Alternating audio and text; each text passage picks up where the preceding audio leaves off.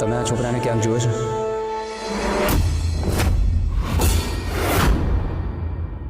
હા, આ એ જ છોકરો છે જે કંકુ એને ઓળખે છે. ખાલી આમાં દાઢી મૂછ નથી. રાઈટ. અને નવરાત્રી પહેલાં તમે આ છોકરાને ક્યાંક જોયો છે? ના. કંકુ, કંકુ યાદ કર. તું ક્યાંક ને ક્યાંક તો આ છોકરાને મળી હશે કે તે પછી એને ક્યાંક જોયો છે. તું એને નડી છો ને એટલે એ હવે તને નડે છે. બેટા જરા યાદ કરવાની કોશિશ કર. તારી જિંદગીનો સવાલ છે. તારી જ નહીં, તારા નાના શેઠની જિંદગીનો પણ સવાલ છે. હા કંકુ, યાદ કરવાનું ટ્રાય કર. તારા માટે, ભાઈ માટે યાદ કર. કંકુ કઈ ન દે તો સારું. એટલું તો નક્કી કે આજે પપ્પાની બેમાંથી એક દીકરી ઘરમાંથી જાય છે. હા, મેં આ છોકરાને જોયો છે.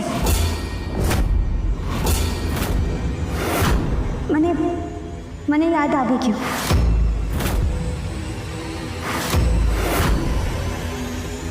મેં એમની યોગિતા બેન સાથે જોયા છે.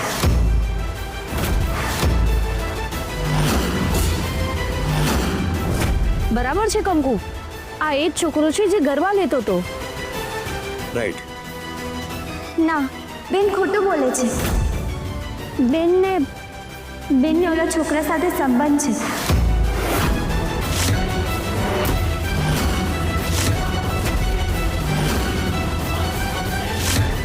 હાય બાપા, આ કંકુડીએ તો કોથળામાંથી કોબરા કાઢ્યો. કંકુ, તું પોતાની જાતને બચાવવા માટે મારું ખોટું નામ નહીં આપ. હું તો એ છોકરાને ઓળખતી પણ નથી. મેં તો એને ક્યારે જોયું સુદ્ધા પણ નથી. પપ્પા, આ કંકુ મને ફસાવી રહી છે. એક્ઝેક્ટલી. કંકુ અત્યારે લગવાઈ ગઈ છે એટલે કોઈને પણ ફસાવશે. એને આ ઘરમાં રહેવું છે ને. હાસ તો આ તો ઉપરવાળાનો પાડ માન્યો કે કંકુડીએ અમારા કોઈનું નામ નથી દીધું. જરાક જોતો ખરા કંકુ, યોગિતા બેનને ઘર સંસાર છે, દીકરી છે, વર છે, અને વિવેક કુમારની હાજરીમાં તું આવું બોલે છે. અરે બે જણની વચ્ચે ડખો હોય પણ એનો મતલબ એ થોડી કે બહાર જઈને કોઈની સાથે અફેર કરે. મેં બેન અને ઓલા છોકરાને બગીચામાં જોયા હતા. એમનો સંબંધ હતો એટલે મેં કીધું હતું કે આ બધું મૂકી દો. બેને એને મળવાનું બંધ કરી દીધું હશે ને તો એટલે ઓલો છોકરો મારી પાછળ પડી ગયો છે. પણ હું સાચું કહું છું, એમને નથી ઓળખતી. મને તો એમનું નામ નથી ખબર. યોગિતા બેનનો એમની સાથે સંબંધ છે.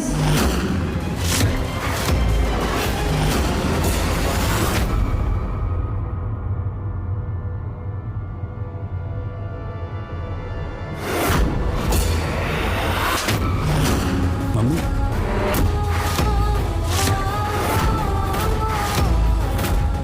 મારી દીકરી પર આવો છીછરો આરોપ મૂકતા પહેલા તને શરમ નથી આવતી? નાનો શેઠ, હું સાચું કહું છું. મમ્મી, કંકુ ક્યારેય ખોટું નહીં બોલે. એટલે તારી બેન ખોટું બોલે છે? હા. કંકુ, તારાથી કોઈ ભૂલ તો એક ટપકા ભર પણ નહીં. આપીના સોગંદ. તું અને તારા માવડીના સોગંદ. યોગિતા, મને સાચી વાત સાંભળવી છે. તમને તમારી સગી દીકરી પર ભરોસો નથી? મારા માટે મારી બંને દીકરીઓ એક સરખી જ છે. યોગિતા, જવાબ આપ. કોણ છે આ છોકરો?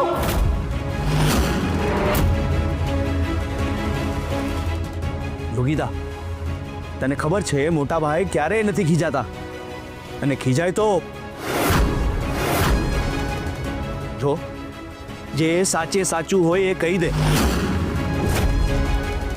શ્રી, સાંજ સુધીમાં આ છોકરો મને અહીંયા જોઈએ. સાચું એ જ બોલશે ને પછી હું કોઈના પાપની નહીં સાંભળું. હા પપ્પા. પપ્પા પપ્પા મને માફ કરી દો.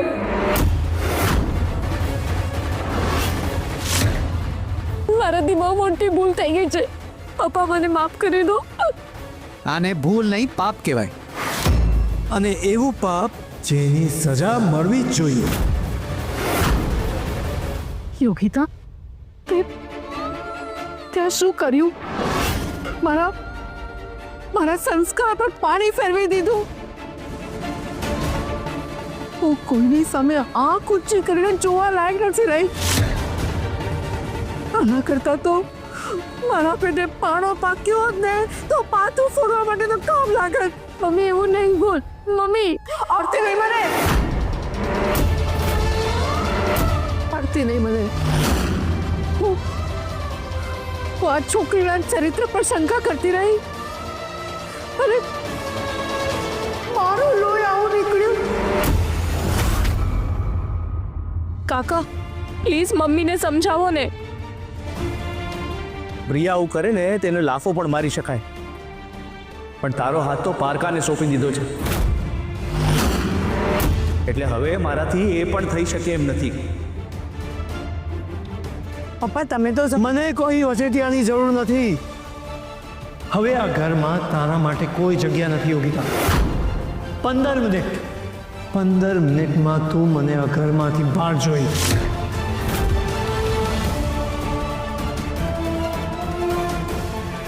વિવેક,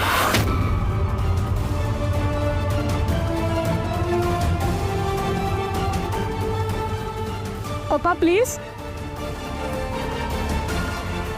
મમ્મી મમ્મી કાકા પ્લીઝ સમજાવો ને.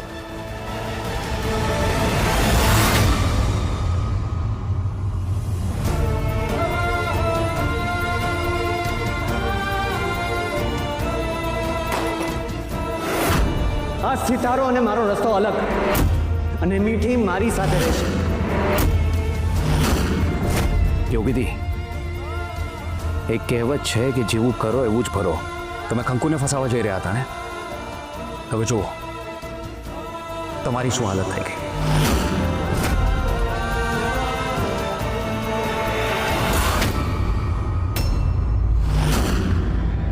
યોગિતાબેન,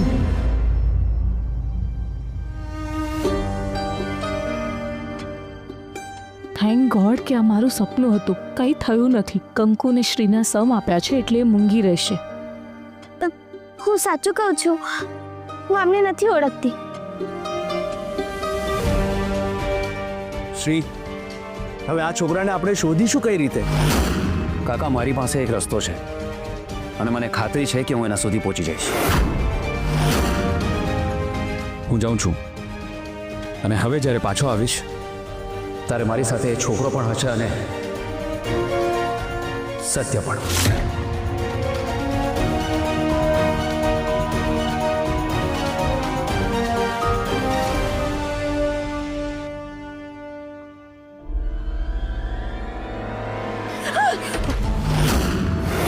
કંકુ તું, હું તો બીજ ગઈ.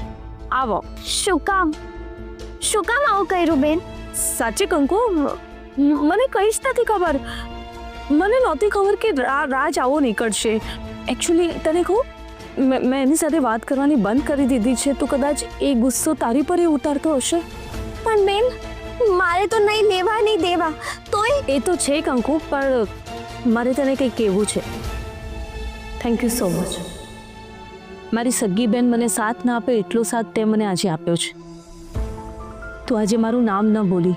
બેન મારી વાત માનો. તમે છે ને ઓલા છોકરાનું સરનામું નાના શેઠને દઈ દો. કેમ? એટલે કે મને એના ઘરનું એડ્રેસ નથી ખબર. અમે લોકો તો બહાર મળતા હતા ને. તો કાંઈ વાંધો નહીં, એનો ફોન નંબર દઈ દો. કંકુ, જો હું ફોન નંબર આપી દઈશ ને તો શ્રી મને પૂછશે કે તારી પાસે આ નંબર ક્યાંથી આવ્યો. તો હું વધારે ફસાઈ જઈશ. કંકુ, મને સમજાય છે તારી હાલત. તારે મારા કારણે વધારે હેરાન થવું પડે છે. મારું મૂકો બેન, છોકરો મળી ગયો તો હું તો એમાંથી નીકળી જઈશ. બધું તમારી ઉપર આવી જશે ને એ વખતે તમારું કોઈ સાંભળશે પણ નહીં. તમારી ભૂલ છે બેન, તો એ સુધારી લ્યો. હું તો કહું છું તમે ચાલીને અત્યારે જ બધાને કહી દો, કદાચ બધું સરખું થઈ જશે. કંકુ તું ચિંતા નહીં કર. બેન, હું ચિંતા કરીશ અને હું તો કહું છું તમે ચિંતા કરો. એ તો વિચારો જ્યારે બધાને ખબર પડી જશે તો શું થશે. હવન માટે લાકડા ક્યાંથી લાવવાના છે? એને હવન લક્ષ કહેવાય, એ અમે લેતા આવ્યા છીએ. તમે જરા ઘીની વ્યવસ્થા કરો. હે તનુબેન, હા ભાભી, લખી લીધું છે. ઠીક છે, મને આ બધું 1 કલાકમાં રેડી જોઈએ. હા જા, સારું. તમે હવનની તૈયારીઓ કરો, હું બીજું કામ જોઈ લઉં છું. જય શ્રી કૃષ્ણ. ભાભી, બધી વ્યવસ્થા થઈ ગઈ? ઓ, થાકી ગયા ને? હા, પણ આજે આ થાકની એક અલગ જ મજા છે. કા? ઓલી કંકુ ઘરમાંથી જશે અને આપણને કાયમ માટે નિરાશ થશે. હા નહીં, એ તો છે ભાભી. પણ ભાભી, તમને તો ખબર છે ને, આ કંકુડી છેલ્લી ઘડીએ રોન કાઢતી હોય છે. અને મને તો બીક લાગે છે કે આ વખતે પણ છેલ્લી ઘડીએ રોન ન કાઢે. એવું નહીં થાય જ્યોતિ. સાચે? જો એવું હોય ને તો તમારા મોઢામાં ઘી સાકરની ગોળનું આખું ગાડું. ભાભી, ઓલી કંકુડી માતાજીની સામે ધૂણી ધકાવીને બેસી ગઈ છે. લે, ખાવા પીવાની હોય મૂકી દીધું જ. ખાવાનું તો સમજી, પણ પીવાનું એટલે? પાણી. કાલથી પાણીનું એક ટીપું મોઢામાં નથી નાખ્યું. એણે છે ને નક્કી કર્યું છે કે પાણી ત્યારે જ પીશે જ્યારે શ્રીભાઈ ઓલા છોકરાને ઘીરે પકડીને લાવશે. અને ભાભી, મને તો લાગે છે આ બધા માંદા પડવાના નાટક છે. માંદી પડશે એટલે મમ્મી ફટાક દઈને કહી દેશે કંકુડીને કે 2-4 દી ઘીરે જ રોકાઈ જા. એવું કોઈ કારણે નહીં થાય. આજે આ હવનમાં કંકુનું ઘર બળશે અને કંકુ ઘરની બહાર જશે. હવે એને માં કે સાસુમાં કોઈ પણ બચાવી નહીં શકે. માવડી, હાથે કેવું ધર્મ સંકટ ઊભું કરી દીધું છે. જો મોઢું ખોલું તો યોગિતાબેન ખુલ્લા પડી જાય ને મોઢું બંધ રાખું તો નાના શેઠે મારી સાથે ઘર છોડવું પડે. ખબર જ નથી પડતી કે કરું તો પછી કરું શું. તું કંઈક રસ્તો દેખાડ ને. તને તો ખબર છે ને, મારી માટે તો બેન ને નાના શેઠ 2 સોનાના છે. હું કોઈને તકલીફ નથી દેવા માંગતી, પણ હવે તો યોગિતા બેન સમજી ગયા છે, તો પછી એમને સજા શું કામ? ને મારી લીધે નાના શેઠે ઘર શું કામ છોડવાનું? માવડી, કાંઈક તો રસ્તો દેખાડ.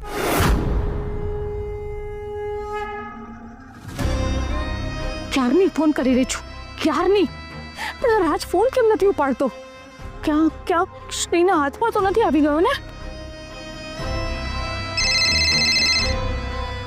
હલો, ક્યારની ફોન કરી રહી છું, તું ફોન કેમ નથી ઉપાડતો? યોગિતા, શું કામ આટલું ટેન્શન લે છે? હું બરાબર છું. તું હજુ શ્રીને નથી ઓળખતો. કંકુ પર વાત આવી છે ને, કે તને શોધવા માટે કંઈ પણ કરશે. અને રાજ, જો તું પકડાઈ ગયો ને તો તું અને હું ક્યારે એક નહીં થઈ શકીએ. અરે યોગિતા, હું થોડી પકડા, પણ જો તું એટલા ફોન કર્યા કરીશ ને તો તું ફસાઈ જઈશ. ખાલી મારે નહીં, તારે પણ કેરફુલ રહેવાની જરૂર છે. તું છે કે એવી જગ્યાએ છું જ્યાં શ્રી તો શું, ભગવાન પણ નહીં પહોંચી શકે. પણ તું જાય છે તો હું તને પછી કહીશ, હમણાં નહીં. એકવાર કંકુને ઘર છોડીને જતી રહેવા દે, પછી તને બધી ડિટેલ આપીશ. ચલ બાય. હલો. પણ જો તું આટલા ફોન કર્યા કરીશ તો અહીં તું પણ ફસાઈ જઈશ.